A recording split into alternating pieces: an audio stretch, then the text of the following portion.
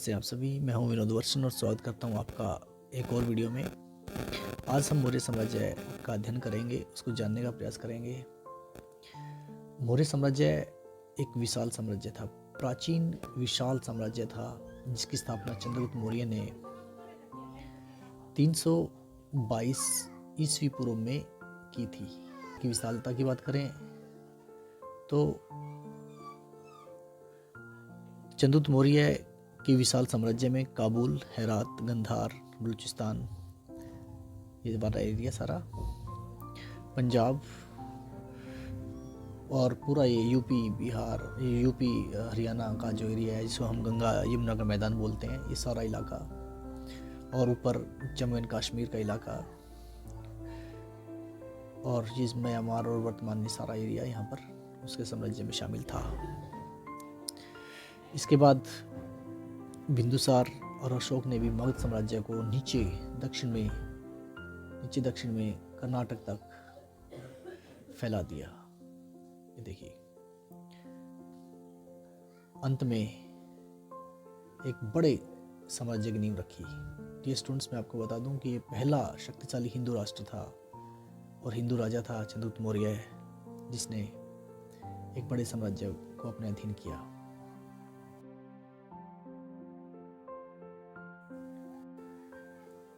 मौर्य साम्राज्य प्राचीन भारत का शक्तिशाली साम्राज्य था, जिसके केंद्र में मगध था। ये एरिया जो मगध का है, ये मगध है यहाँ पर।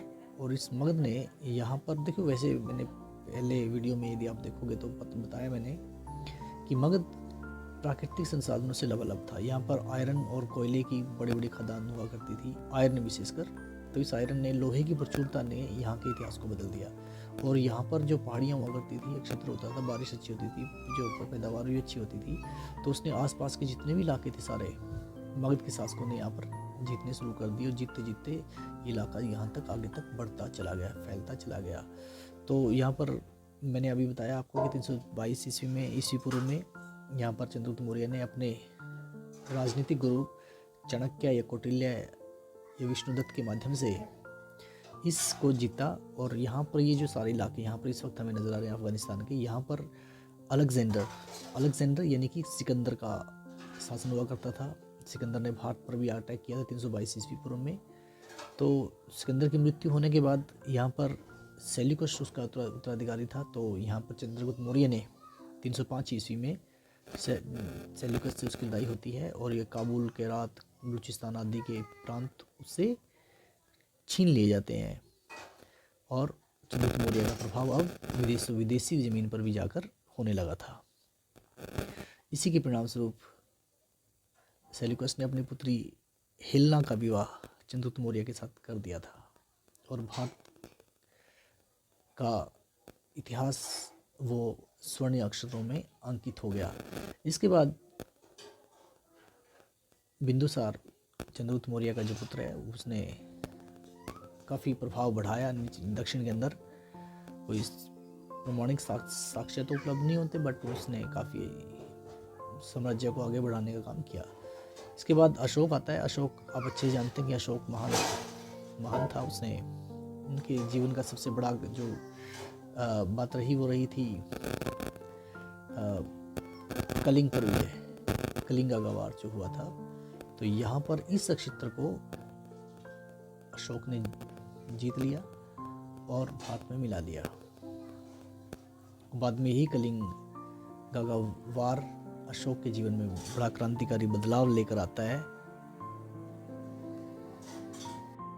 इसके विस्तार की बात करें एक बार फिर, तो चंद्रगुप्त मौर्य ने 322 ईस्वी पूर्व में इस साम्राज्य की नींव रखी। चंद्रगुप्त मौर्य ने अपने राजनीतिक गुरु चाणक्य की सहायता से मगध के अंतिम नंद शासक धनानंद को हराकर 322 ईस्वी पूर्व में शक्तिशाली मौर्य साम्राज्य की नींव रखी।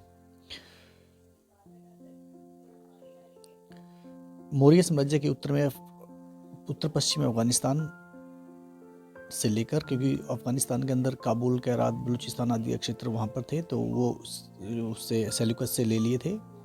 और पूर्व में कलिंग, और पश्चिम में गुजरात से लेकर कर्नाटक तक का ये साम्राज्य और फैला हुआ था। कश्मीर तक, उत्तर में कश्मीर तक फैला हुआ था। एक बड़ा साम्राज्य हुआ करता था। प्रमुख शासकों की यदि बात करें तो चंद्रगुप्त मौर्य सबसे पहले आता है, जिनका टाइम पीरियड रहा है 322 ईस्वी पूर्व में से और 298 ईस्वी पूर्व में। देखिए, चंद्रगुप्त मौर्य का जो लाइफस्टाइल है उसको लेकर काफ़ी इतिहासकारों में मतभेद है कि ये किस वर्ग से था। कोई इसको दासी वर्ग से मानता है, कोई अक्षत्रिय मानता है, कोई राजकुल से मानता है, कोई सेवक वर्ग से मानता है, तो शूद्र वर्ग से मानता है। लेकिन एक्चुअल में उनके बाद उसके पुत्र बिंदुसार आए 298 ईस्वी पूर्व से 272 ईस्वी पूर्व। अशोक आए। अशोक के बारे में आप जानते ही हैं कि ये महान शासक हुए हैं जिन्होंने अनेक शिलालेख और लघु शिलालेख के माध्यम से लोगों तक जन कल्याणकारी नीतियों का फैलाव किया, प्रसार किया। और इनके जीवन का सबसे बड़ी महत्वपूर्ण घटना कलिंग का युद्ध रहा था,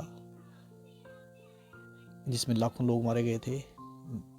उस बृहद नरसंहार और खून खराबे से अशोक का मन द्रवित हो गया और उन्होंने यू टर्न ले लिया युद्धों से, और वो बौद्ध धर्म या अहिंसावादी नेचर के हो गए, जिन्होंने 187 ईस्वी पूर्व से 185 ईस्वी पूर्व शासन किया।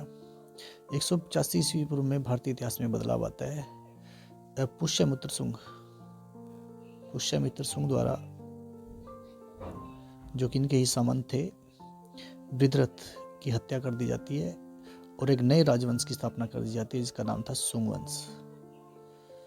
वंश की स्थापना कर दी जाती है वृद्धरथ को मारकर पुष्यमित्र सुंग द्वारा।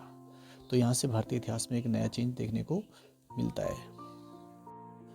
तो उम्मीद है आपको ये जानकारी अच्छी लगी होगी।